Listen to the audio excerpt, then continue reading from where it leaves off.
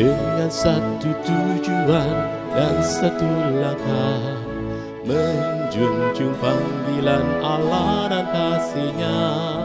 Dengan doa dan karya meski ada tantangan, jadi gereja misioner itu visi kami. Dengan langkah tegap penuh dedikasi, iman yang teguh, hidup berserah padanya. Bimbingan Roh Kudus dan tuntunan firman-Nya, berbaris utuh bersatu teguh, terpujilah Tuhan. GPT Kristus Alfa Omega Ngasem, bersatu bersama bergandengan tangan, mewujudkan visi melalui misi, menjangkau dan memuridkan dan juga mengutus. Dengan langkah tegap penuh dedikasi, iman yang teguh, hidup berserah padanya. Bimbingan Roh Kudus dan tuntunan firman-Nya, berbaris utuh bersatu teguh, terpujilah Tuhan. Bersekutu dalam ibadah dan pengajaran, bertumbuh dalam kualitas dan kuantitas, berbagi dalam kasih persaudaraan. Itulah filosofi pelayanan kami. Dengan langkah tegap penuh dedikasi, iman yang teguh, hidup besar padanya. Bimbingan Roh Kudus dan tuntunan firman-Nya, berbaris utuh bersatu teguh, terpujilah Tuhan. Beranda artinya bertumbuh bersama Anda, kelompokan kecil yang penuh semangat, saling berbagi hidup, mengalami kuasa-Nya, rindu menjadi berkat Tuhan dimuliakan. Dengan langkah tegap penuh dedikasi, iman yang teguh, hidup besar padanya. Bimbingan Roh Kudus dan tuntunan firman-Nya, berbaris utuh bersatu teguh, terpujilah Tuhan.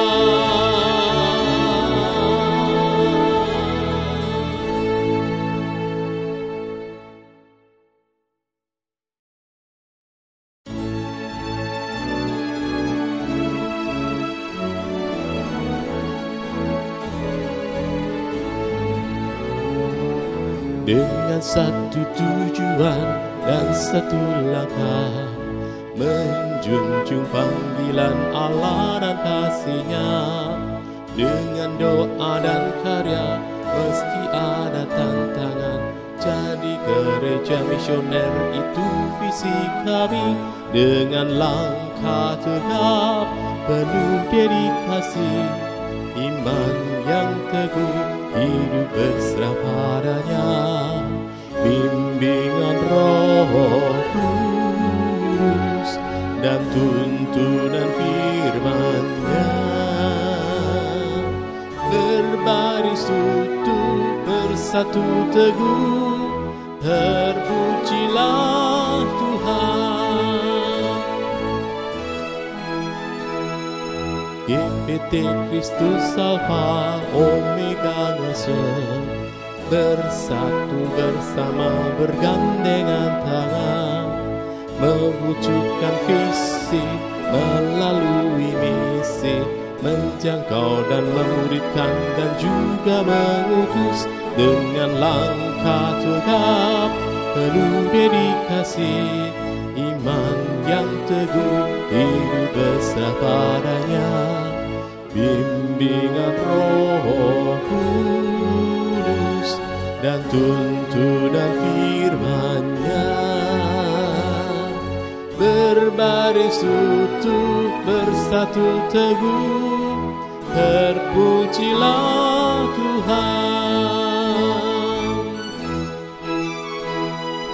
Bersekutu dalam ibadah dan pengajaran, bertumbuh dalam kualitas dan kuantitas, berbagi dalam kasih persaudaraan.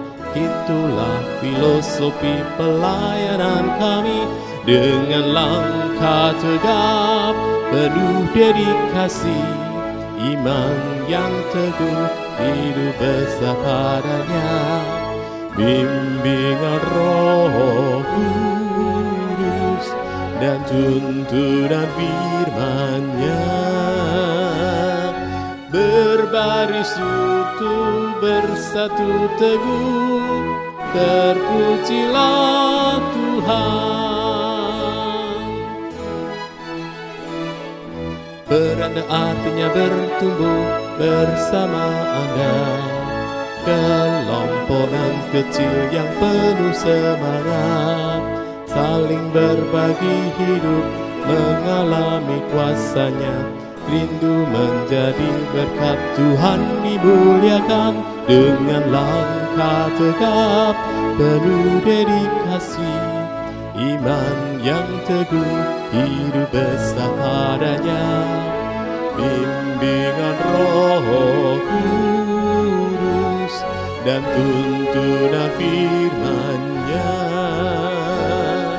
berbaris utuh bersatu teguh, terpujilah Tuhan.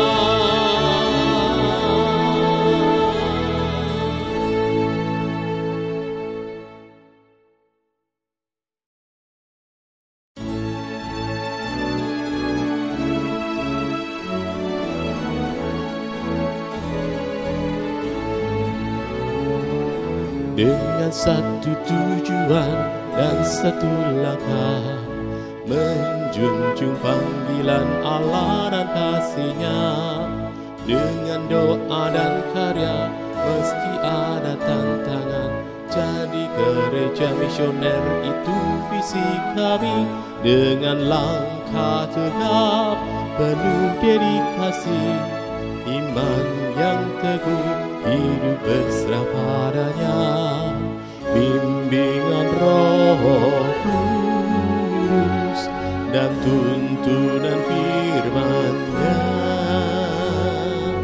berbaris utuh bersatu teguh, terpujilah Tuhan. GPT Kristus Alfa Omega ngasih, bersatu bersama bergandengan tangan, mewujudkan visi melalui misi, menjangkau dan memuridkan dan juga mengutus dengan langkah tegap penuh dedikasi, iman yang teguh, hidup berserah padanya, bimbingan Roh Kudus dan tuntunan firman-Nya, berbaris utuh bersatu teguh, terpujilah Tuhan. Bersekutu dalam ibadah dan pengajaran, bertumbuh dalam kualitas dan kuantitas, berbagi dalam kasih persaudaraan. Itulah filosofi pelayanan kami, dengan langkah tegap penuh dedikasi, iman yang teguh, hidup besar padanya, bimbingan Roh Kudus dan tuntunan firman-Nya. Berbaris utuh bersatu teguh, terpujilah Tuhan. Beranda artinya bertumbuh bersama Anda, kelompokan kecil yang penuh semangat, saling berbagi hidup, mengalami kuasa-Nya, rindu menjadi berkat. Tuhan dimuliakan dengan langkah tegap, penuh dedikasi, iman yang teguh, hidup besar padanya. Bimbingan Roh Kudus dan tuntunan firman-Nya. Berbaris utuh bersatu teguh, terpujilah Tuhan.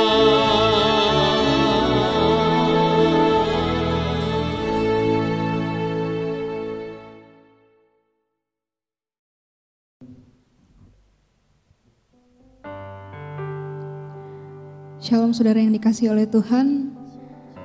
Saya percaya sepanjang hari ini kita akan terus mengalami kebaikan Tuhan, kehadiran Tuhan dalam hidup kita. Dan saat Tuhan hadir, di situ Roh-Nya juga hadir melingkupi setiap kita. Mari kita naikkan pujian kita. Kau Allah yang kudus, Kau yang mulia, Dia layak disembah. Haleluya.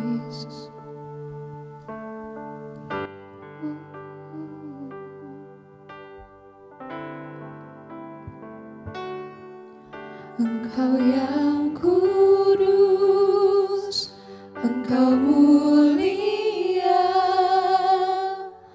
layak untuk disembah. Engkau yang kudus, Engkau mulia, layak untuk disembah.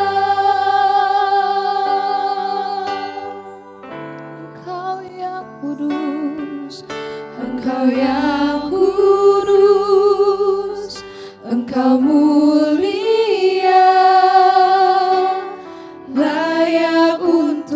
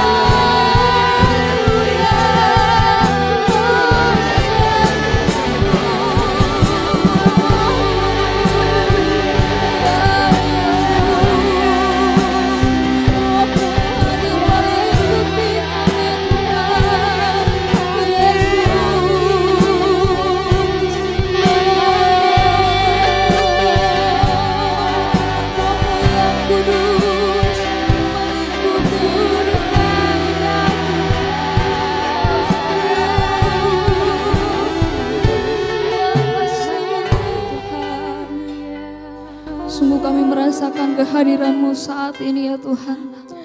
Dan kami ingin untuk terus memuji dan memuliakan Engkau Tuhan.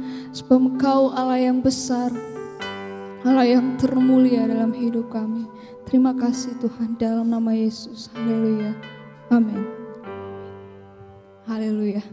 Kita menaikkan pujian kita sebab Dia Allah yang besar, Dia Allah yang patut dipuji. Mari sama-sama kita bersorak-sorai buat Allah kita.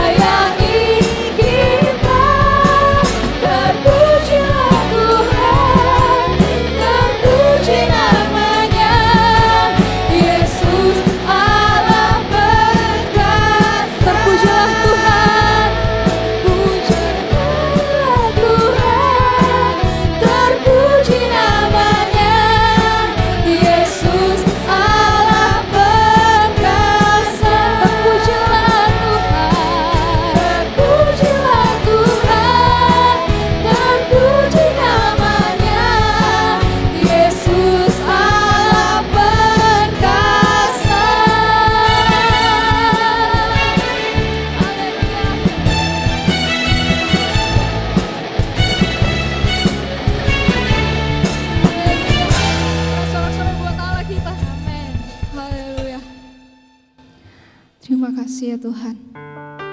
Kau Allah yang besar, Kau Allah yang berdaulat dalam hidup kami Tuhan. Ini kehidupan kami ya Tuhan. Kami mau menyatakan bahwa kami cinta kepadamu Tuhan. Hanya Engkau satu-satunya dalam kehidupan kami Tuhan. Hanya Engkau satu-satunya pengharapan dalam hidup kami Tuhan. Mari kita bawa pujian ini dengan sungguh-sungguh kepada Tuhan. Dengan kerendahan hati kita.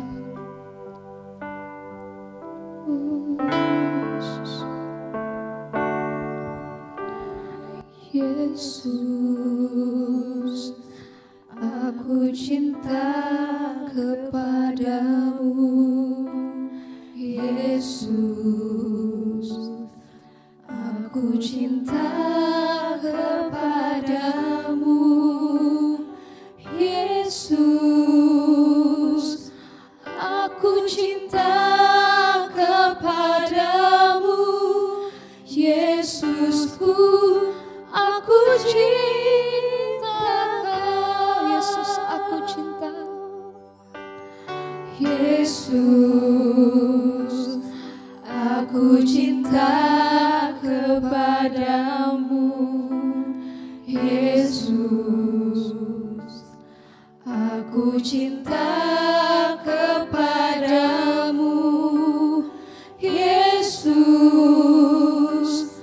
aku cinta kepadamu. Yesusku, aku cintakan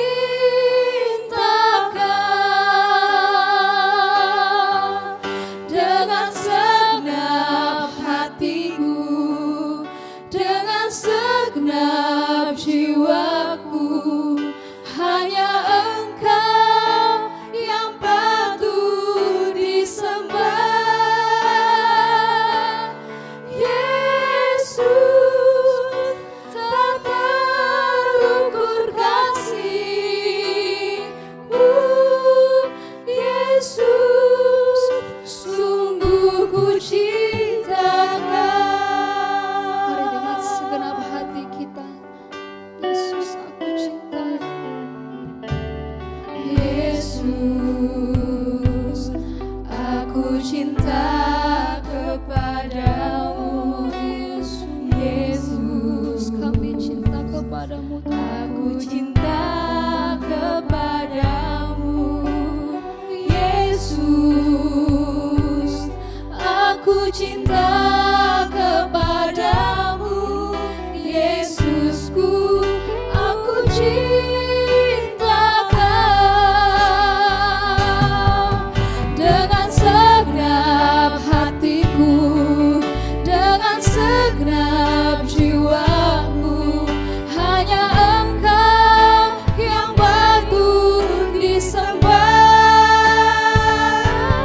Yesus, tak terukur kasih-Mu. Yesus, sungguh ku cintakan dengan segenap hatiku, dengan segenap jiwaku. Hanya Engkau yang patut disembah. Yesus, tak terukur kasih-Mu. Yesus,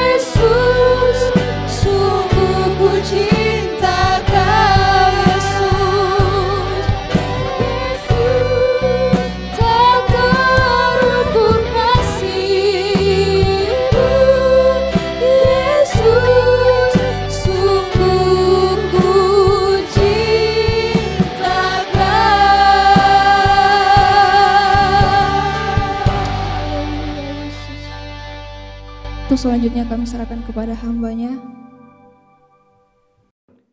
Mari kita berdoa. Bapa kami dalam sorga, sungguh kami bersyukur atas kebaikan, kemurahan, perhatian yang sudah Kau berikan bagi kami.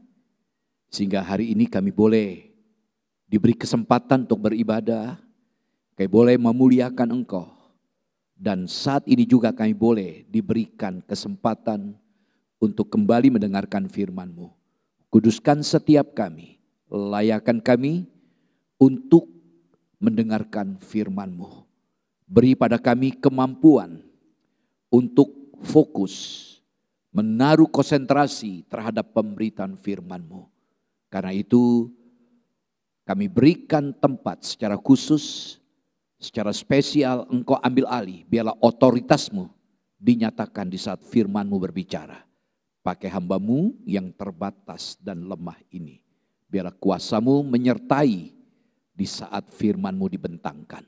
Dalam nama-Mu Tuhan Yesus kami berdoa, haleluya, amin. Shalom, puji Tuhan Bapak Ibu Saudaraku yang saya kasih. Kita berdoa terus supaya kita tetap dikuatkan, kita tetap sehat. Kalau toh kita sedang sakit, kita tetap percaya bahwa Tuhan tidak pernah meninggalkan kita. Dan mohon kekuatan Tuhan biar kita tetap bersuka cita sehingga imun di tubuh kita tetap terjaga. Puji Tuhan. Saudaraku, dalam perjumpaan kita sore hari ini saya bicara tentang hidup merdeka di dalam roh. Hidup merdeka di dalam roh.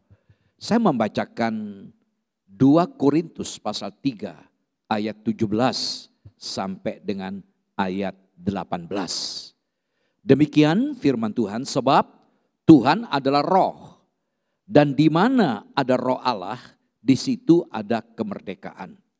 Dan kita semua mencerminkan kemuliaan Tuhan dengan muka yang tidak berselubung. Dan karena kemuliaan itu datangnya dari Tuhan yang adalah roh, maka kita diubah menjadi serupa dengan gambarnya dalam kemuliaan yang semakin besar. Amin. Berbahagia yang membaca, mendengarkan, serta merenungkan firman Tuhan. Puji Tuhan. Kembali kita melihat dalam ayat 17. Sebab Tuhan adalah roh. Di mana ada roh Allah, di situ ada kemerdekaan. Pernyataan yang menarik, Tuhan itu adalah roh. Di mana ada roh Allah, maka di situ ada kemerdekaan. Saudara, kata kemerdekaan diambil dalam teks Yunaninya dari kata eleuteria. Bisa berarti freedom atau liberty. Artinya kemerdekaan atau kebebasan.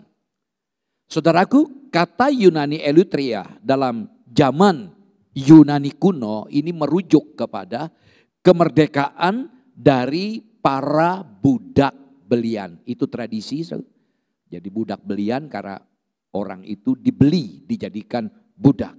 Nah, budak ini adalah pekerja yang berada di bawah kendali, berada di bawah otoritas atau kekuasaan sepenuhnya dari majikannya. Dan semua hak-hak azazinya berada di tangan majikan. Sehingga dia tidak punya hak atas dirinya. Haknya cuma satu, melakukan apa yang diperintahkan oleh bos, majikan atau tuannya. Saudaraku, tetapi ada majikan-majikan yang baik hati sehingga mereka itu dibebaskan. Jadi majikan yang baik hati ini lalu membebaskan budaknya, tetapi harus melalui prosedur. Jadi ada caranya. Nah saudara yang saya kasih, majikan harus membayar suatu harga pembebasan yang diserahkan ke kuil dewa Yunani. Ya, dengan disaksikan oleh sang budak tersebut. Kemudian sang majikan memberikan suatu tanda yang menandakan bahwa si budak sudah merdeka. Saudara, kalau kita lihat dalam Alkitab, kita melihat juga tentang budak. Ya, ada budak dari orang yang bukan Yahudi ada budak dari orang Yahudi atau Ibrani. Nah, saya mengajak untuk melihat satu sisi saja bagaimana pembebasan dari status perbudakan seorang budak Ibrani. Yang mereka hanya bekerja 6 tahun, lalu pada tahun ke-7 mereka sudah dibebaskan. Kita bisa lihat dalam Keluaran pasal 21 ayat 2 atau Ulangan pasal 15 ayat 12. Jadi setelah dibebaskan pada tahun ke-7, si budak ini keluar sebagai seorang yang merdeka. Dengan tidak membayar tebusan apapun.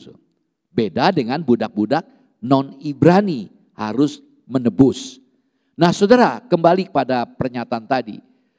Keyakinan atau kepercayaan Yunani kuno ini yang dikatakan tadi seorang majikan menyerahkan suatu harga ke kuil. Nah kepercayaan ini termasuk juga tradisi dari perjanjian lama tentang perbudakan memiliki analogi. Ya, analogi gambaran dengan kemerdekaan yang kita peroleh dari dosa-dosa. Jadi pembebasan budak ini menggambarkan tentang kemerdekaan kita dari dosa. Kemerdekaan rohani kita peroleh akibat penebusan Kristus Yesus.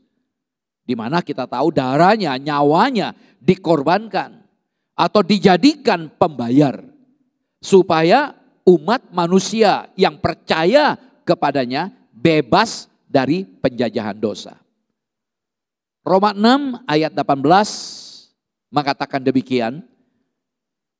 Kamu telah dimerdekakan dari dosa dan menjadi hamba kebenaran. Kita lompat ayat 22. Tetapi sekarang setelah kamu dimerdekakan dari dosa dan setelah kamu menjadi hamba Allah, kamu beroleh buah yang membawa kamu kepada pengudusan dan sebagai kesudahannya ialah hidup yang kekal. Saudaraku, ayat ini menarik. Dulu kita budak, sekarang kita merdeka. Saudaraku, hukum Taurat, ini kaitan erat dengan perjanjian lama, menghasilkan belenggu rohani bagi mereka yang berusaha untuk hidup di dalamnya. Nah, jawaban surgawi yang luar biasa terhadap belenggu tersebut adalah kasih karunia Allah. Inilah konsep perjanjian baru yang menghasilkan kemerdekaan rohani. Sehingga setiap orang yang berdosa percaya kepada Yesus yang sudah mati, ditebus dosanya. Inilah kasih karunia. Saudaraku, jadi kemerdekaan ini adalah karya dari Roh Kudus. Kembali kalau kita perhatikan dalam 2 Korintus 3 ayat 17. Sebab Tuhan adalah roh. Artinya Tuhan dari kasih karunia yang menganugerahkan kehidupan itu adalah Roh Kudus. Kita lihat perbandingan 2 Korintus pasal 3 ayat 6. Ialah membuat kami juga sanggup menjadi pelayan-pelayan dari suatu perjanjian baru yang tidak terdiri dari hukum yang tertulis, tetapi dari roh. Sebab hukum yang tertulis mematikan, tapi roh menghidupkan. Perhatikan di sini ada tulisan yang menjelaskan hukum yang tertulis dan roh menghidupkan. Saudaraku, jadi hidup di bawah peraturan dan undang-undang, artinya yang tertulis, akan menghasilkan belenggu. Belenggu yang bersifat rohani, yang mematikan kepada manusia. Nah saudara yang saya kasih, membebaskan manusia dari dosa dan ketidakbenaran adalah dasar dari karya penebuhan Tuhan Yesus di atas kayu salib. Dalam Roma 6:18 tadi dikatakan kamu telah dimerdekakan dari dosa dan menjadi hamba kebenaran. Artinya sekarang kita sudah bebas, kita merdeka. Ya, karena sebagai orang yang sudah merdeka kita harus bertumbuh dalam kehidupan yang benar. Jadi harus bertumbuh. Jangan bicara tentang status merdekanya saja. Sebagai orang merdeka kita harus bertumbuh dalam kehidupan yang benar. Kemerdekaan kita bukanlah untuk memuaskan keinginan daging kita. Jadi kemerdekaan yang sudah kita peroleh dapat kita gunakan untuk melayani Tuhan. Seperti dikatakan dalam Galatia pasal yang kelima ayat 13 mengatakan demikian. Saudara-saudara, memang kamu telah dipanggil untuk merdeka. Tetapi janganlah kamu mempergunakan kemerdekaan itu sebagai kesempatan untuk kehidupan dalam dosa, melainkan layanilah seorang akan yang lain oleh kasih. Puji Tuhan. Jadi sebagai orang yang sudah merdeka, sudah bebas dari budak dosa, bebas dari perbudakan dosa, kita diminta untuk menggunakan kemerdekaan kita itu dengan penuh tanggung jawab. Dan salah satu wujud tanggung jawab kita adalah menyatakan kasih kita kepada orang lain lewat pelayanan kita kepada mereka. Nah, kembali pada 2 Korintus 3 ayat 17 tadi. Sebab Tuhan adalah roh, di mana ada roh Allah, di situ ada kemerdekaan.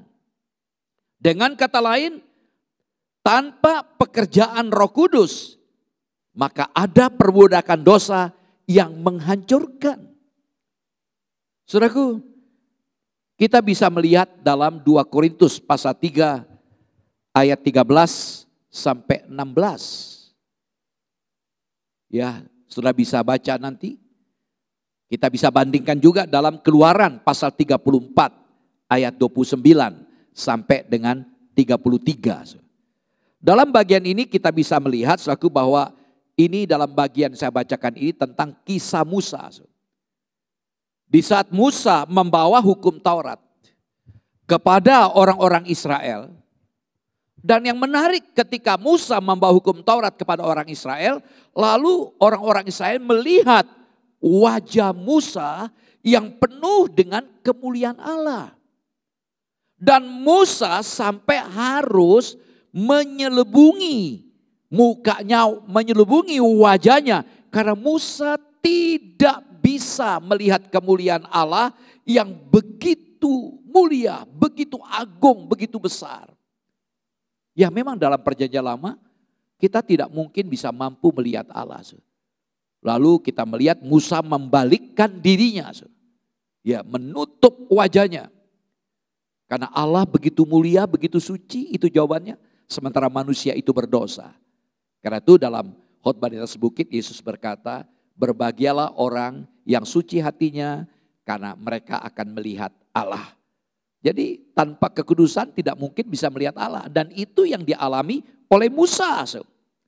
Selubung yang menutupi muka Musa itu disamakan dengan apa? Dengan selubung yang masih menutupi muka orang Israel.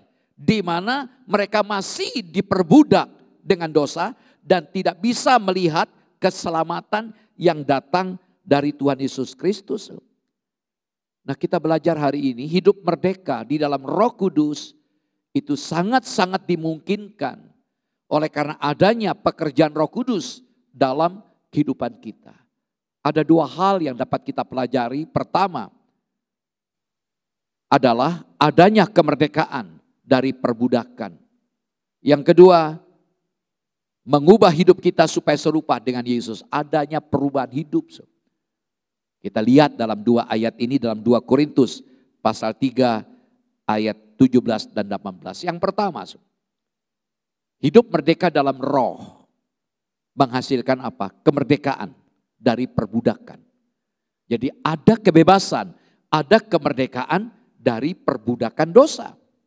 2 Korintus 3 ayat 17 dikatakan tadi, ya di mana ada roh Allah, di situ ada kemerdekaan. Saudara, orang tidak bisa melihat kemuliaan Allah karena apa? Karena selubung dosa masih menutupi mereka. Orang Yahudi pada zaman itu masih ditutupi, ini gambarannya, dengan hukum Taurat. Di mana mereka berupaya, mereka berusaha mencari jalan keselamatan dengan cara-cara mereka sendiri. Dan bahkan semakin lama, semakin mereka itu membenarkan diri mereka sendiri. Mereka tidak bisa melihat kemuliaan Allah. Mereka tidak bisa melihat kemuliaan Tuhan Yesus dan kebenaran yang sesungguhnya. Saudaraku, manusia mudah jatuh dalam dosa dan bahkan diperbudak, terjebak di dalam dosa dan hawa nafsu sampai mereka tidak akan pernah mampu untuk keluar lagi. Tapi firman Tuhan hari ini mengingatkan pada saudara dan saya bahwa di mana ada Roh Allah, di situ ada kemerdekaan. Ada pembebasan dari perbudakan dosa di saat kita menyerahkan diri kita kepada Allah, di saat kita menyerahkan pergumulan kita kepada Allah. Nah, saudaraku, ada baiknya kita belajar tentang Roh Kudus dan karyanya. Di mana ada Roh Allah, maka di situ ada kemerdekaan. Bagaimana peran Roh Kudus dalam proses keselamatan yang kita terima? Menarik, ada 5 peran Roh Kudus. Bagaimana karya keselamatan yang dikerjakan oleh Roh Kudus? Pertama, Roh Kudus itu menginsapkan. Kita bisa melihat dalam Roma pasal 16 ayat 8 dan 11. Kita diinsapkan oleh pekerjaan Roh. Karena itu bagaimanapun pandainya kita, kalau kita belum dikerjakan oleh Roh Kudus untuk menyadarkan, kita sulit. Mengapa begitu banyak orang yang sulit untuk percaya? Karena Roh Kudus tidak bekerja. Tapi begitu menarik, ada orang-orang yang begitu berat, sulit untuk percaya. Tiba-tiba mengambil keputusan, karena apa? Karena Roh Kudus yang menginsapkan dia. Tentang kebenaran, tentang penghukuman, tentang dosanya. Yang kedua, Roh Kudus itu melahirkan baru. Dalam Titus pasal 3 ayat yang kelima. Bisa bandingkan dalam Yohanes pasal 3 tentang Nikodemus, melahirkan baru. Saudaraku, jadi saat kapan? Saat kita percaya, diinsapkan. Roh Kudus melahirkan baru kita. Yang ketiga, Roh Kudus itu mendiami. Dalam perjanjian lama, pendiaman Roh Kudus bersifat temporal, bersifat sementara. Jadi Roh Kudus itu bisa keluar dan masuk. Bisa masuk dan keluar. Contoh, Daud dan Saul ketika mereka berdosa, maka Roh Allah keluar dari mereka. Tetapi dalam perjanjian baru kita melihat dalam Yohanes pasal yang ke-14 ayat 16, pendiaman Roh Kudus itu selama-lamanya.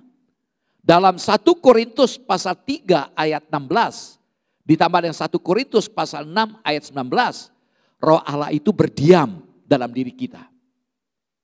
Nah, saudaraku, jadi pendiaman Roh Kudus bersifat permanen. Beda dalam perjanjian lama. Yang keempat, Roh Kudus itu membaptis saat kita percaya. Nah, inilah baptisan Roh Kudus, kita percaya, kita dibaptis. Jadi kita masuk ke dalam tubuh Kristus, menyatu dengan Yesus juga sebagai kepala gereja. Dan ini terjadi sekali untuk selama-lamanya karena tulisan telah dibaptis dalam 1 Korintus 12 ayat 13 itu ditulis dalam bentuk waktu aoris, bentuk past tense yang terjadi sekali. Lalu yang kelima, Roh Kudus itu memeteraikan. Dalam Efesus 1 ayat 13 ini menggambarkan tentang jaminan kepemilikan. Kita dijamin. Jadi karya keselamatan yang dikerjakan oleh Roh Kudus ada 5. Pertama menginsapkan, yang kedua melahirkan baru, yang ketiga mendiami, yang keempat membaptis, yang kelima memeteraikan. Nah, namun tidak sampai di situ. Sebagai orang yang sudah mengalami keselamatan dalam Tuhan, kita perlu mengalami namanya dipenuhkan oleh Roh Kudus. Nah, dalam Efesus 5:18 mengatakan demikian, dan janganlah kamu mabuk oleh anggur, karena anggur menimbulkan hawa nafsu, tapi hendaklah kamu penuh dengan roh. Ini menarik. Perhatikan analogi yang dicantumkan di sini, mabuk oleh anggur, lalu dibandingkan dengan Roh Kudus yang memenuhi kita. Mabuk oleh anggur, Roh Kudus memenuhi kita. Nah, kata mabuk anggur dikatakan situ menimbulkan hawa nafsu. Nah, kata hawa nafsu dari kata Yunani asotia. Asotia artinya tanpa batas. Artinya kebebasan yang sembrono. Jadi kalau orang yang mabuk, ya dia tidak sadar lagi. Kalau mabuk sungguhan dia tidak sadar tanpa terkontrol. Dia punya kebebasan yang sembrono, tanpa batas. Tapi kata penuh, hendaklah kamu penuh oleh Roh Kudus. Kata penuh dari kata plero. Artinya dikuasai oleh, dikendalikan oleh, dipimpin oleh, diatur oleh. Jadi saudaraku, Roh Kudus memenuhi orang percaya, itu artinya Roh Kudus itu menguasai. Roh Kudus itu mengontrol secara totalitas hidup seorang beriman. Ungkapan penuh dengan Roh itu ditulis dalam bentuk waktu present pasif imperatif. Berarti penuh dengan Roh ini secara terus menerus karena bentuk present. Dikuasai oleh Roh Kudus di dalam akal, dalam perasaan, dan kehendak kita. Nah, saya jabarkan dari gramatika tata bahasanya. Pertama, kata kerja pasif. Ini menunjukkan bahwa Roh Kudus yang mengontrol, mengendalikan. Kita tidak mampu. Karena itu kita perlu nyerahkan sehingga Roh Kudus ambil alih untuk mengendalikan. Yang kedua, jadi kita harus dipenuhi oleh Roh Kudus karena ini perintah. Kata kerja imperatif. Berarti setiap orang Kristen harus dipenuhi oleh Roh Kudus. Yang ketiga, kata kerja present. Artinya bentuk waktu kala kini. Terus menerus mau taat dan dipimpin oleh Roh Kudus. Saudaraku, jadi kita melihat sini kepenuhan Roh Kudus di sini dalam arti ketika sampai di titik penuh. Maka kendali kontrol itu mencapai keharusan dijalankan melainkan tetap tidak menghilangkan kesadaran orang yang dipenuhi. Jadi kalau sampai kepenuhan maka kontrol itu sepenuhnya ada di dalam tangan Roh Kudus. Namun itu bukan berarti kita dirasuk oleh Roh Kudus. Karena kita tetap dapat mengambil tindakan. Lalu bagaimana syaratnya kita dipenuhi oleh Roh Kudus? Pertama, hidup dengan penuh penyerahan diri. Tanpa ada penyerahan diri sulit tuh. Maka hidup kita mau diatur oleh kita sendiri. Jadi perlu penyerahan diri yang penuh pengabdian, berdedikasi, menaklukkan diri mutlak. Ya, kepada penguasaan Roh Kudus. Yang kedua, hidup yang tidak terkalahkan. Artinya menang atas dosa dalam pengalaman hidup sehari-hari. Kita tahu godaan begitu hebat. Setelah kita dibebaskan bukan berarti kita ini imun. Punya kekebalan atas dosa, kita punya potensi jatuh. Nah di situ kita belajar bagaimana kita melibatkan Roh Kudus. Sehingga kita menang atas dosa dalam pengalaman hidup kita sehari-hari. Yang ketiga, kita hidup bergantung mutlak kepada Roh Kudus. Hidup berjalan dalam Roh Kudus. Nah saudaraku, kalau kita penuh Roh Kudus, maka kita akan penuh dengan karakter-karakter ilahi. Kalau kita penuh Roh Kudus, maka kita akan memiliki karakter Kristus. Galatia pasal 5 ayat 22-23. Buah roh ialah kasih, sukacita, damai sejahtera, kesabaran, kemurahan, kebaikan, kesetiaan, kelemah lembutan, penguasaan diri. Buah roh tidak ada 9. 1 buah roh karena bentuk singular. Bukan bentuk jama. 9. Ya, itu rasanya. Buah roh cuma 1. Nah saudaraku, jadi buah roh di sini dari kata Yunani, saudaraku, ya karphos, pneuma, ini berkenaan dengan karakter ilahi. Nah jadi kalau kita tidak perlu Roh Kudus maka buah roh itu tidak nampak. Mengapa seringkali kita tidak sabar, tidak ada kedamaian, tidak ada kesetiaan, tidak ada penguasaan diri. Ya karena kita nggak penuh Roh Kudus. Kita marah, kita protes terus. Ya karena kita tidak mau dikendalikan oleh Roh Kudus. Nah saudara, ada istilah karunia roh, ada istilah karunia roh. Nah, kita lihat di sini ada buah roh, yang kedua ada karunia roh. Nah, karunia roh ini berkenaan dengan keselamatan. Dalam Kisah Rasul pasal 2 ayat 38, bisa juga bandingkan Kisah Rasul pasal 11 ayat 17. Nah, karunia roh di sini dikaitkan dengan keselamatan. Jadi kalau kita bertobat, kita dibaptis akan beroleh karunia roh. Tapi dalam 1 Korintus pasal 12 kita menjumpai karunia roh. Dalam Roma pasal yang ke-12 juga. Saudaraku, karunia roh ini berkaitan dengan kecakapan, skill, kemampuan kita dalam pelayanan.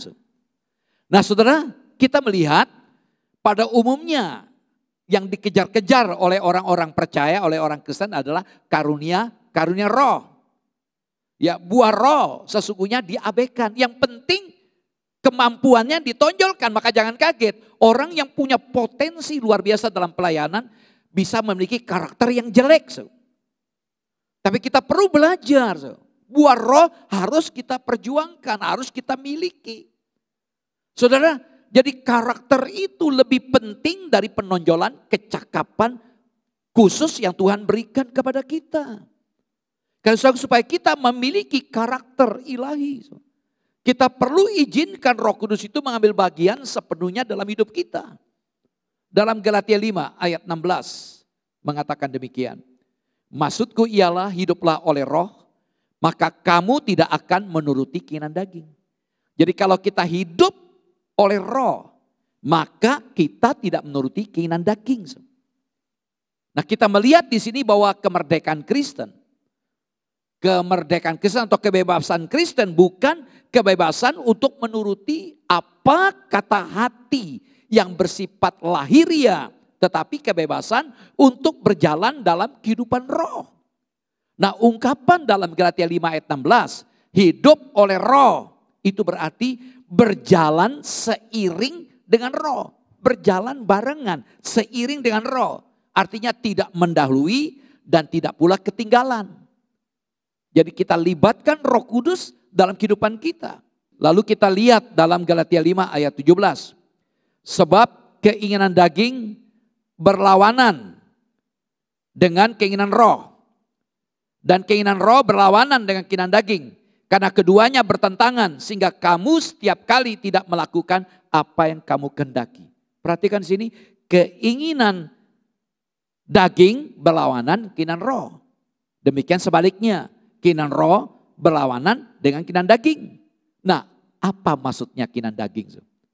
Keinginan daging bisa kita baca dalam Galatia 5 ayat 19, 20, 21. Saudaraku, kata daging dari kata Yunani, kata sark. Ini bukan tubuh, tetapi kodrat lama kita.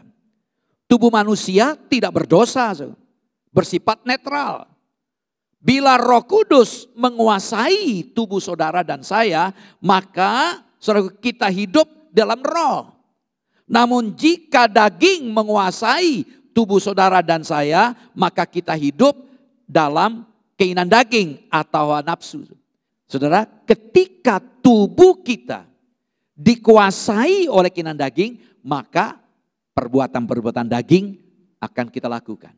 Sebaliknya, ketika tubuh kita dikendalikan oleh keinginan roh, maka kehidupan rohani itu nampak dalam kehidupan kita. Saudaraku, keinginan daging menimbulkan pertentangan dengan keinginan roh.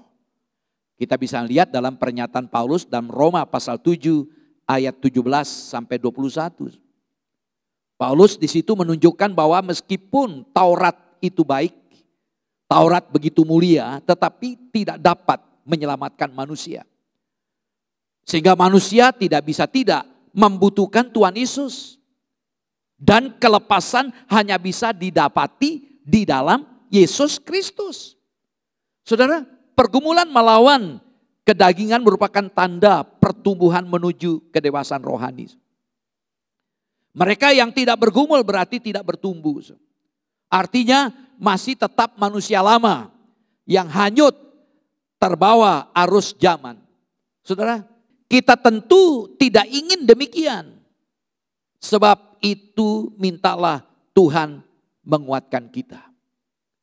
Saya memberikan dua contoh yang konkret yang bagus untuk kita renungkan. Pertama, seorang ibu, dia mendapatkan hadiah dari suaminya karena ini keluarga kaya. Dia masuk ke showroom mobil, dia ambil keputusan mengambil sebuah mobil yang mewah. Dia coba, dia menarik, lalu dia minta izin dengan perusahaan di mana dia beli mobil itu dari showroom. Dia mau coba. Dia senang banget menikmati perjalanan. Tapi baru 10 menit perjalanan mobil itu mogok. Dia bingung, dia periksa. Dia telepon teknisi. Teknisi datang, diperiksa semua mobilnya bagus. Ya, aki semua bagus. Persoalannya adalah tidak memiliki bahan bakar. Artinya bahan bakarnya habis. Jadi bagaimanapun mewahnya mobil, tanpa bahan bakar, maka mobil itu akan mogok. Gambaran kedua, karung yang kosong tidak akan mungkin dapat berdiri tegak. Diapain pun kalau kosong dia tetap jatuh. Tapi karung yang kosong itu kalau diisi dengan beras atau pasir sampai penuh, dia mampu berdiri tegak. Ini gambaran. Kita membutuhkan Roh Kudus yang membuat kita memiliki bahan bakar sehingga kita mampu bergerak. Kita membutuhkan Roh Kudus sehingga kita mampu tegak berdiri. Saudaraku, jadi hidup mereka dalam Roh Kudus memungkinkan saudara dan saya mengalami yang namanya kemerdekaan. Kebebasan dari segala perbudakan dosa. Karena itu izinkanlah Roh Kudus mengambil alih. Artinya mengendalikan hidup kita setiap saat dimanapun kita berada. Di mana ada Roh Allah, maka di situ ada kemerdekaan. Dan kita dibebaskan. Namun sebagai orang sudah dibebaskan, izinkan Roh Kudus ambil bagian dalam kehidupan kita. Puji Tuhan. Yang kedua, ya, kita merdeka di dalam roh. Luar biasa. Dan kemerdekaan itu akan membuat kita berubah. Ini poin kedua, mengubah hidup kita supaya serupa dengan Kristus. Tujuan hidup Kristen adalah menjadi serupa dengan Kristus. Sudah kita baca tadi dalam ayat 18. Dikatakan demikian. Dan kita semua mencerminkan kemuliaan Tuhan. Dengan muka yang tidak terselubung. Dan karena kemuliaan itu datangnya dari Tuhan yang adalah roh, maka kita diubah menjadi serupa dengan gambar anaknya dalam kemuliaan yang semakin besar. Istilah diubah dalam ayat ini adalah bentuk pasif dari kata metamorfosis. Artinya perubahan dari dalam bentuk pasif, bukan perubahan dari luar. Berarti ada tanggapan dari kita. Kalau ingin mengalami perubahan ada tanggapan dari kita. Kita perlu meresponi. Tetapi yang melakukan perubahan itu, yang melakukan transformasi itu adalah Roh Kudus. Karena perubahan itu dikerjakan oleh Roh Kudus. Sehingga kita menjadi serupa dengan Kristus. Saudara, keserupaan dengan Kristus ini bukan hasil pencapaian kita sebagai manusia. Kita tidak mampu mengubah. Maka jangan kaget kalau orang berkata kalau sudah sifatnya begitu, ya begitu. Ya, watuk bisa diobati, kata watak tidak bisa. Tapi Roh Kudus bisa. Ketika Roh Kudus ambil bagian, maka Roh Kudus akan memampukan seseorang diubah. Tergantung orang itu maukah diubah oleh Roh Kudus. Ini merupakan pertumbuhan yang dihasilkan dari karya dan kuasa Roh Kudus, yaitu menjadi serupa dengan Kristus. Saudara, kita memang harus mengerjakan keselamatan kita. Mengerjakan keselamatan bukan untuk selamat, karena keselamatan sudah diberikan. Anugerah. Tapi mengerjakan keselamatan ini sebagai tanggapan respon kita atas karya Allah dalam hidup kita. Kita sadar bahwa proses perubahan atau transformasi menuju keserupaan dengan Kristus tidaklah selalu lancar. Kita akui, tidak mudah. Ketika kita niat menyerahkan diri supaya Roh Kudus ambil bagian, begitu banyak kesulitan dan tantangan yang membuat kita kembali pada hidup lama kita. Ya, karena saya katakan tidak mudah, tidak gampang, tidak selancar apa kita duga seperti membalikan telapak tangan. Karena ini merupakan arena peperangan, perjuangan melawan dosa dan si jahat. Setan ikut bermain untuk merintangi, menghalangi kita lewat masalah yang kita hadapi. Saudaraku, dalam proses pertumbuhan meninggalkan dosa dan makin maju ke arah Tuhan Yesus, kita perlu dua hal yang bersamaan. Pertama, bergantung penuh kepada kuasa Roh Kudus. Yang kedua, menaklukkan diri pada proses pemurniannya. Jadi bergantung penuh, bersandar, mempercayakan kepada Tuhan. Yang kedua, menaklukkan diri. Ini enggak gampang. Menaklukkan diri, seringkali kita tonjolkan diri, menunjukkan diri kita. Menaklukkan diri pada proses pemurnian. Kita perlu dimurnikan. Saudaraku, dunia ini fokus kepada masa sekarang. Yang dilihat oleh dunia apa yang ada kini, yang sekarang. Hidup kita harus sukses, itulah dunia. Bahagia.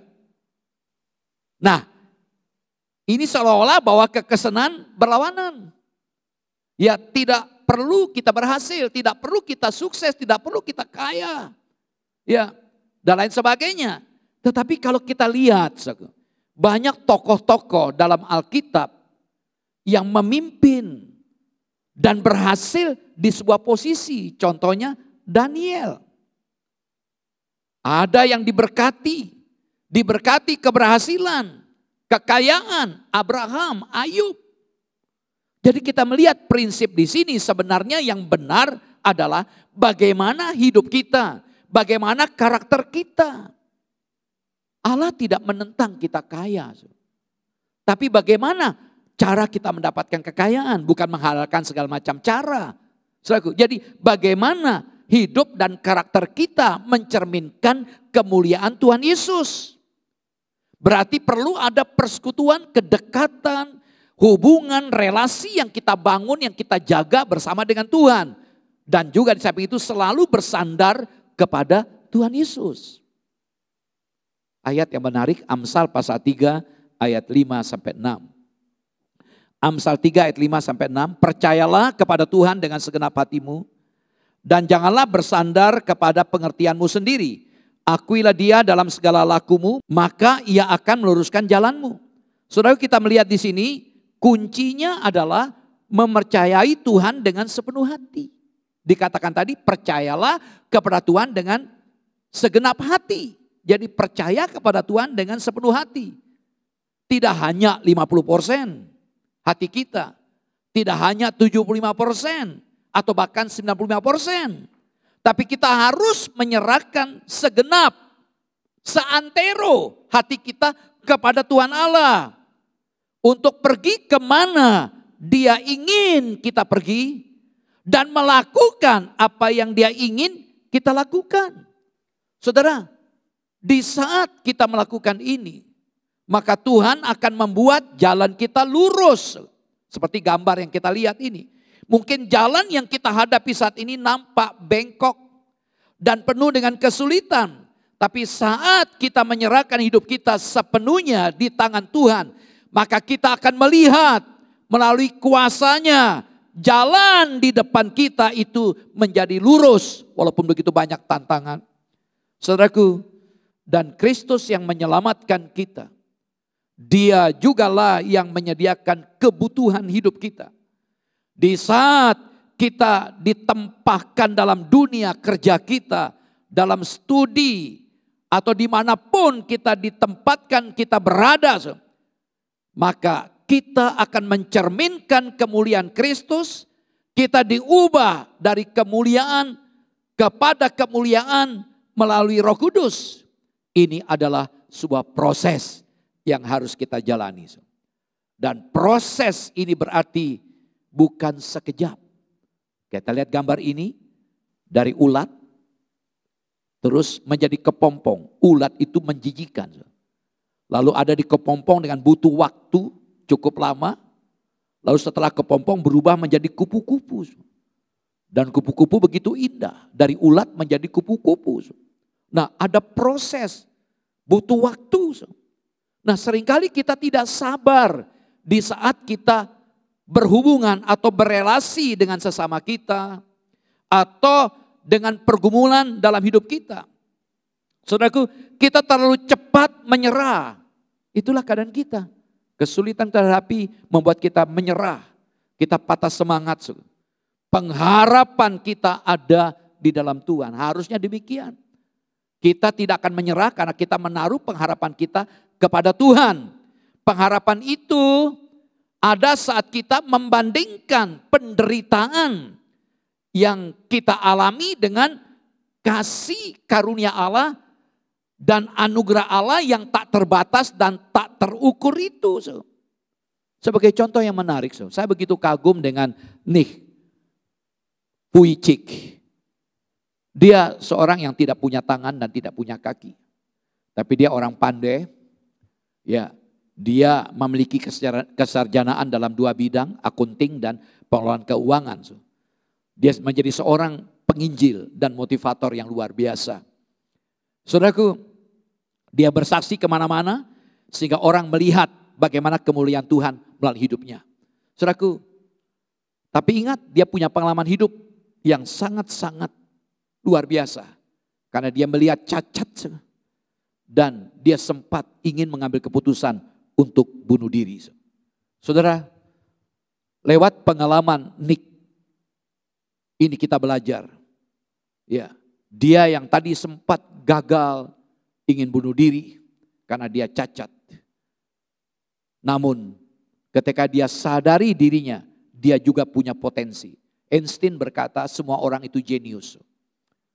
Ya, seorang itu punya kepandian luar biasa, setiap orang. Ya. Tapi kita seringkali membandingkan kemampuan orang itu dengan diri kita. Kita mau jadi seperti orang itu, maka kita akan kecewa. Nick sadar akan cacatnya dia mulai bergumul. Dan dia dipakai Tuhan secara luar biasa. Saudara, Tuhan memakai kita saat kita mengarahkan pandangan kita kepada Tuhan. Ya, karena itu arahkan hati kita kepada Tuhan. Karena Tuhan sanggup mengubah. Roh Kudus memakai usaha, upaya, dan hidup kita di saat kita fokuskan mata kita, pandangan kita kepada Tuhan Yesus. Apa yang kita lihat, apa yang kita pandang dan kita pikirkan, itulah yang akan mempengaruhi dan mengarahkan hidup kita. Jadi kalau kita memiliki cara pandang, perspektif yang benar, maka hidup kita pun selalu benar, positif. Ibrani 12 ayat 2 dan 3. Demikian firman Tuhan. Marilah kita melakukannya dengan mata yang tertuju kepada Yesus yang memimpin kita dalam iman dan membawa iman kita itu kepada kesempurnaan, yang dengan mengabaikan kehinaan tekun memikul salib ganti sukacita yang disediakan bagi Dia yang sekarang duduk di sebelah kanan tata Allah. Ingatlah selalu akan Dia yang tekun menanggung bantahan yang sehebat itu terhadap dirinya dari pihak orang-orang berdosa, supaya jangan kamu menjadi lemah dan putus asa. Pandang Yesus. Mata kita tetap tertuju kepada Yesus. Ingat, Yesus tekun. Dia dalam menanggung penderitaannya, dia tetap dengan setia. Menanggung segala beban, menanggung bantahan yang sehebat terhadap dirinya.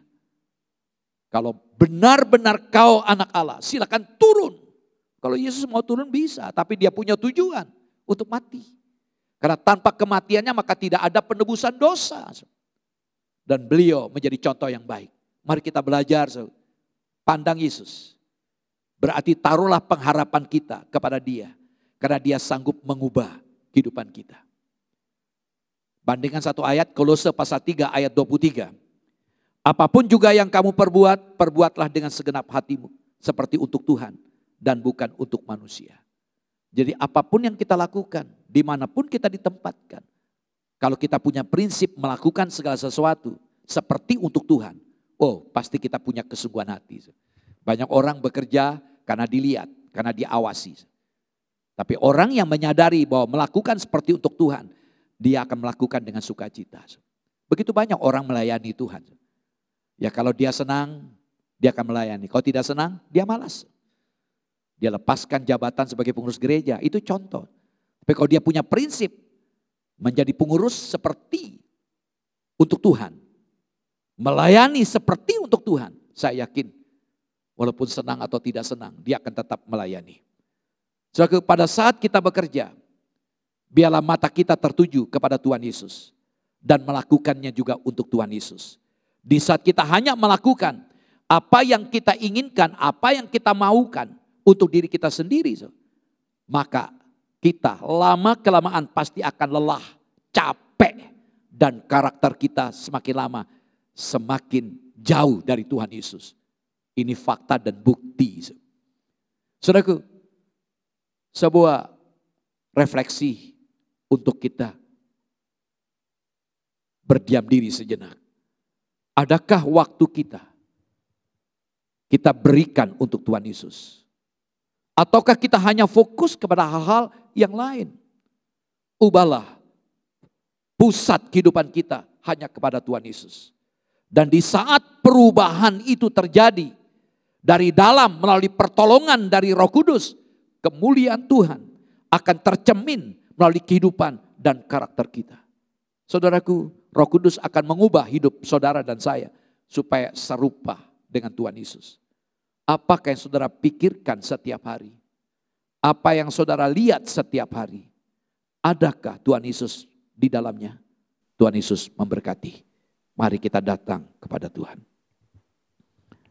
Kita berdiam sendiri sejenak. Bawa setiap hati kita kepada Tuhan. Kita merdeka. Karena ada roh yang bekerja dalam hidup kita. Sehingga segala perbudakan dosa tidak lagi ada dalam setiap kita yang sudah dimiliki oleh Tuhan. Bahkan kita diubah menjadi serupa dengan Tuhan. Mari kita berdoa. Saya mohon saudara Rio berdoa untuk firman sudah kita dengar. Mari Bapak Ibu dikasihi Tuhan, setelah kita mendengarkan firman yang disampaikan hamba-Nya, mari kita meresponinya dengan berdoa. Ya Tuhan Allah Bapa kami, Tuhan yang begitu mengasihi kami bersyukur jika Tuhan bangunkan kami dalam kondisi kami saat ini.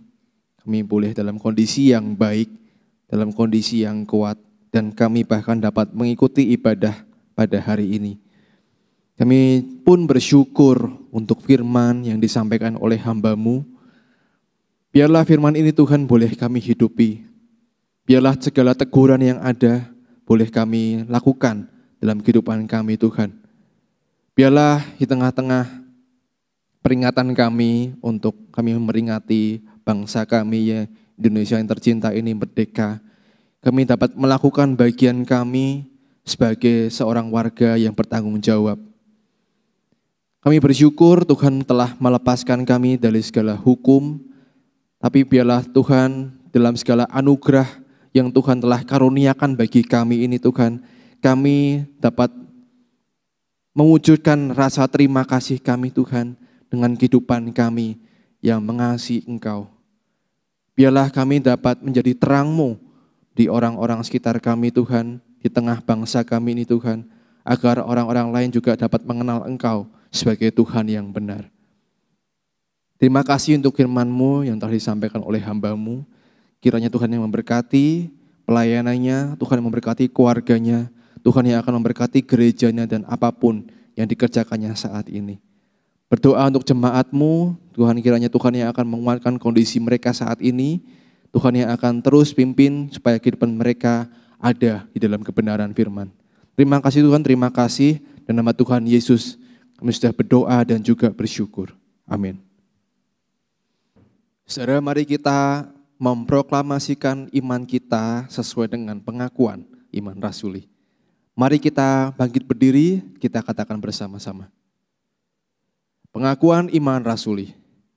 Aku percaya kepada Allah, Bapa yang Maha Kuasa, Khalik langit dan bumi, dan kepada Yesus Kristus, Anaknya yang tunggal, Tuhan kita, yang dikandung dari Roh Kudus, lahir dari anak darah Maria, yang menderita sengsara di bawah pemerintahan Pontius Pilatus, disalibkan, mati dan dikuburkan, turun ke dalam kerajaan maut. Pada hari yang ketiga, bangkit pula dari antara orang mati, naik ke surga, duduk di sebelah kanan Allah, Bapa yang Maha Kuasa. Dan dari sana Ia akan datang untuk menghakimi orang yang hidup dan yang mati. Aku percaya kepada Roh Kudus, gereja yang kudus dan am, persekutuan orang kudus, pengampunan dosa, kebangkitan tubuh, dan hidup yang kekal. Amin. Mari kita berdoa kembali, saudara. Bapa kami dalam sorga, kami menyadari akan keterbatasan kami. Kami menyadari akan kelemahan kami. Kami memerlukan Engkau dalam setiap aspek kehidupan kami. Untuk itulah kami berdoa Bapa untuk pekerjaan-Mu di tempat ini. Tuhan melihat segala keterbatasan kami dalam mengelola gereja ini. Tuhan pakai setiap pengurus gereja dengan penuh tanggung jawab dan kemampuan dari Engkau. Mampukan mereka untuk tetap setia dengan panggilan hidup mereka. Tolong Bapa, agar mereka dapat menjadi contoh dan teladan yang baik bagi teman-teman yang lain. Berkati seluruh program gereja, walaupun kami dibatasi dengan segala keadaan kami saat ini. Kami boleh belajar untuk mengelola gereja dengan penuh tanggung jawab. Tuhan tolong juga mencukupi segala kebutuhan-kebutuhan dana dalam pengelolaan gereja. Tuhan cukupkan. Berikanlah gerakan hati pada kami untuk belajar memberi. Walaupun kami sadar kami juga membutuhkan. Mengingat situasi yang sedang kami hadapi. Terima kasih Bapa. Kami serahkan seluruh jemaat Tuhan. Biar Tuhan juga memberkati, menguatkan mereka. Engkau berkati keluarga-keluarga mereka. Engkau berkati orang-orang tua. Berkati anak-anak. Berkati para suami dan istri. Tuhan ambil bagian memberkati. Kami rindu biarlah keluarga Kristen, keluarga yang diberkati Tuhan. Oleh karena Tuhan yang memimpin hidup mereka. Bapa, kami serahkan untuk kondisi ekonomi, kondisi keuangan, pekerjaan anak-anak-Mu. Tuhan terus memberikan hikmat dan kemampuan dalam bekerja. Kalau ada yang belum mendapat pekerjaan, Tuhan buka jalan agar mereka mampu menghasilkan sebuah pekerjaan di tengah-tengah kesulitan ini. Terima kasih Bapa. Cukupkan segala kebutuhan hidup jemaat-jemaat-Mu. Engkau kami serahkan untuk kesehatan jemaat-Mu. Tidak lepas-lepasnya kami berdoa untuk kesehatan Ibu Latifah. Kami perlu Engkau Tuhan untuk Ibu Latifah. Kami juga berdoa untuk Pak Lino. Kami perlu Engkau untuk Pak Lino. Kami serahkan kedua kekasih kami dalam tangan Tuhan. Engkau ambil bagian berkekuatan dari Allah menyertai. Memberkati jemaat-Mu yang lain yang sedang sakit, Tuhan ikut campur berkarya. Mengambil bagian untuk memulihkan setiap kesehatan anak-anak-Mu. Memberkati yang berulang tahun hari ini Tuhan. Dan seterusnya sampai hari Sabtu mendatang. Biarlah usia boleh bertambah Tuhan, buat hati mereka semakin bijaksana. Terima kasih Bapa. Kalau ada yang mengalami pergumulan pribadi yang begitu kuat. Membuat mereka patah semangat. Tuhan kuatkan hati mereka.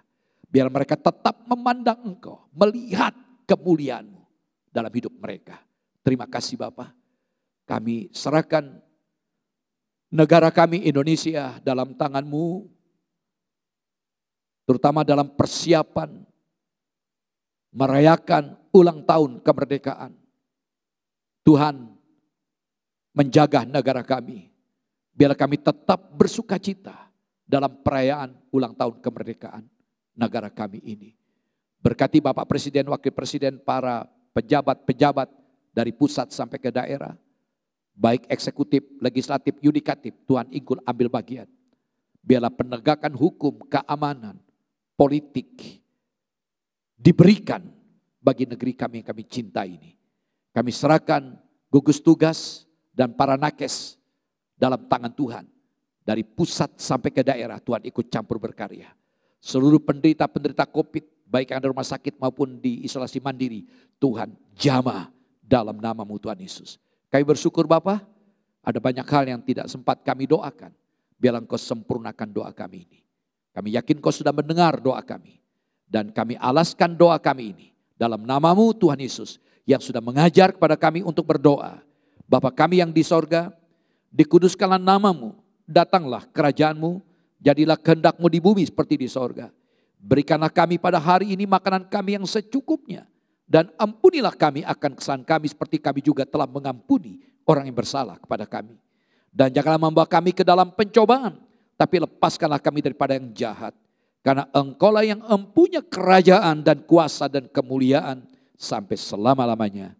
Amin. Saudaraku, mari kita tadakan tangan kita. Kita siap meninggalkan jam ibadah kita bersama.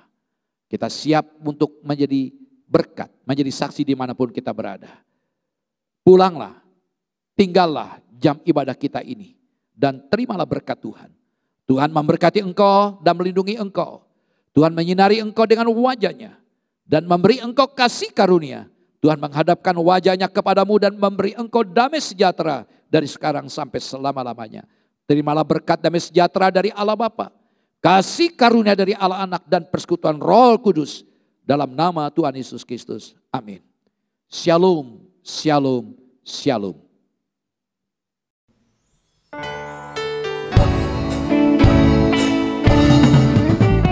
Shalom, shalom, damai Allah turun ke atasmu sekarang.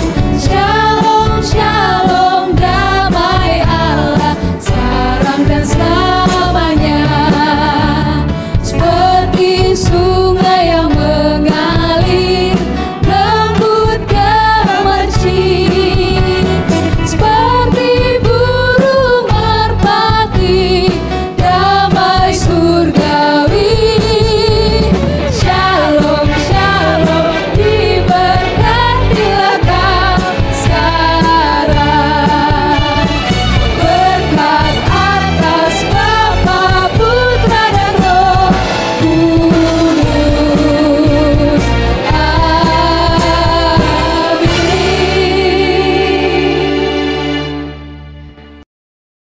Puji Tuhan, jemaat Tuhan sekalian, pada saat ini saya akan sampaikan pengumuman seputar kegiatan gereja kita selama sepekan. Yang pertama, untuk persembahan, Bapak Ibu Saudara sekalian bisa memberikan persembahan melalui transfer rekening Bank BCA di nomor 017 800 573 kali atas nama GBT KAU Ngesrep, atau juga bisa melalui scan QR Code yang sudah ditampilkan secara online.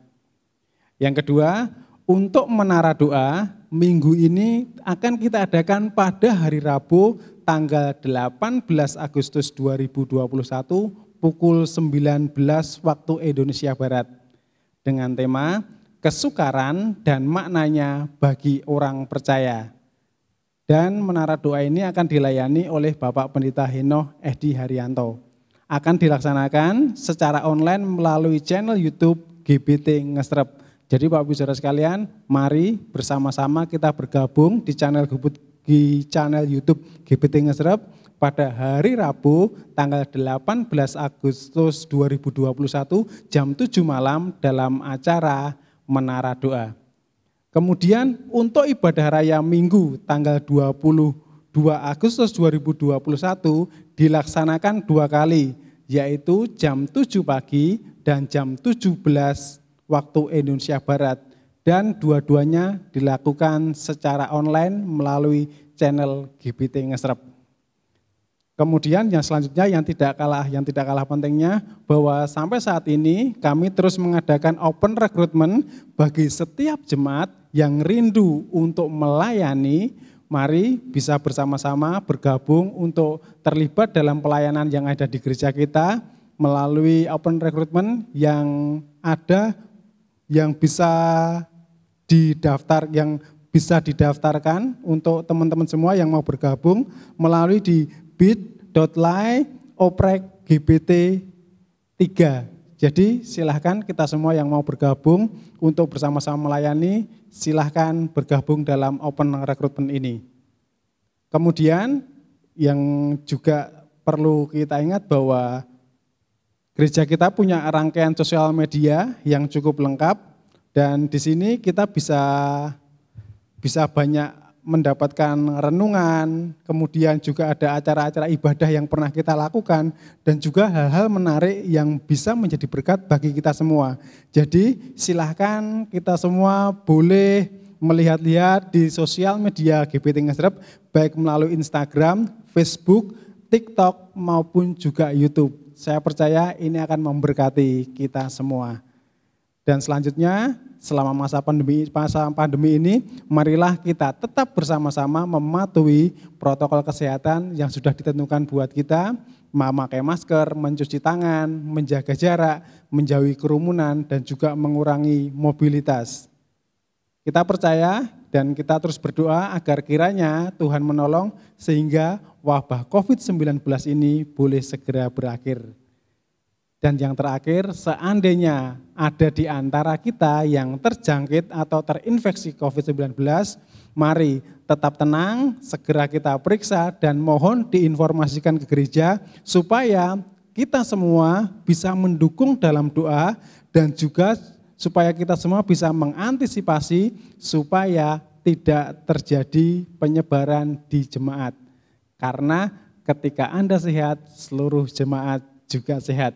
Silahkan hubungi nomor telepon gereja di 024 74 646 20 atau di nomor WA gereja 0856 4185 0484. Terima kasih, Tuhan memberkati.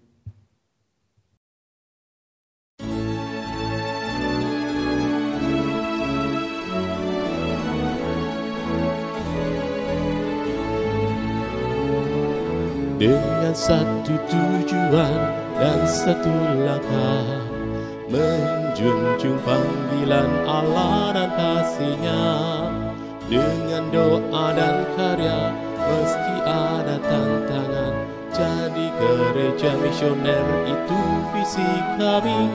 Dengan langkah tegap, penuh dedikasi, iman yang teguh, hidup berserah padanya. Bimbingan Roh Kudus dan tuntunan firman-Nya, berbaris utuh, bersatu teguh, terpujilah Tuhan. GPT Kristus Alfa Omega Ngasem, bersatu bersama bergandengan tangan, mewujudkan visi melalui misi, menjangkau dan memuridkan dan juga mengutus. Dengan langkah tegap, penuh dedikasi, iman yang teguh, hidup besar padanya. Bimbingan Roh Kudus dan tuntunan firman-Nya, berbaris utuh, bersatu teguh, terpujilah Tuhan. Bersekutu dalam ibadah dan pengajaran, bertumbuh dalam kualitas dan kuantitas, berbagi dalam kasih persaudaraan. Itulah filosofi pelayanan kami. Dengan langkah tegap, penuh dedikasi, iman yang teguh, hidup besar padanya. Bimbingan Roh Kudus dan tuntunan firman-Nya, berbaris utuh, bersatu teguh, terpujilah Tuhan. Beranda artinya bertumbuh bersama Anda, kelompokan kecil yang penuh semangat, saling berbagi hidup, mengalami kuasa-Nya, rindu menjadi berkat Tuhan dimuliakan. Dengan langkah tegap, penuh dedikasi, iman yang teguh, hidup besar padanya. Bimbingan Roh Kudus dan tuntunan firman-Nya, berbaris utuh, bersatu teguh, terpujilah Tuhan.